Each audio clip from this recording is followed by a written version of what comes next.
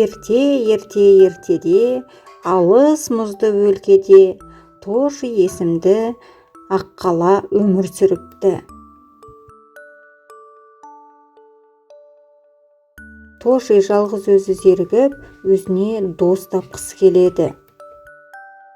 Жаңа жыл қарсаңында Аяз атаға хат жазып, сыйлық емес, оған дос жіберуін сұрайды.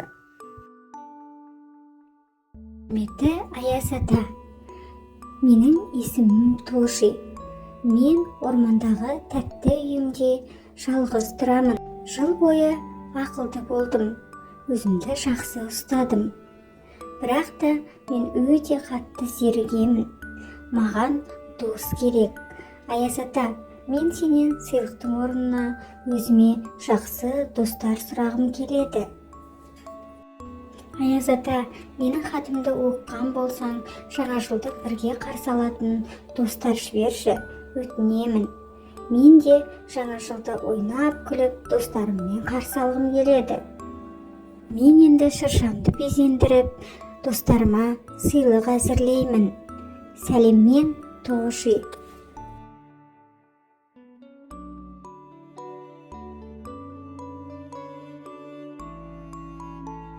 Шыршасын безендіріп, сыйлықтарын әзірлеп, Тоши достарын күтті. Кенет аспанда жарқыраған із көрінді. Тоши бірден Аяз атаны таныды. Тоши, мен сенің хатыңды алдым. Сен шыршаңды әдемілеп безендіріп, достарыңа сыйлықты әзірлепсің. Жыл бойы өзіңді жақсы ұстадың.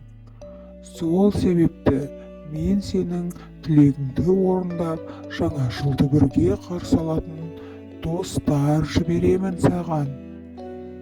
Тоши қатты қуанды. Ол тағатсыздана өзінің достарын күтті.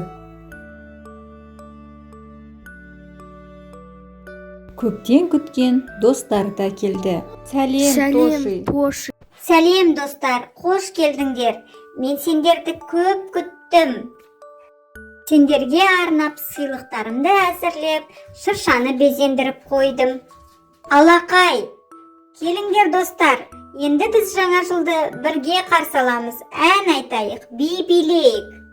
Тоши, жаңа жыл құтты болсын. Біз енді бір жыл сенімен бірге ойнап, сенің жаныңда боламыз. Алақай, енді менің достарым бар. Жүріңдер достар, қарап тұрмайық. Шыршаны айналып, би билеп, ән айтайық. Таяғы бар қолында, қар борайды соңында. Қандай сыйлық бар екен, хей, арқалаған қабында. Осылайша ән айтып, би билеп, тақпақтарын айтып, достар көңілденіп, жаңа жылды қарсы алды.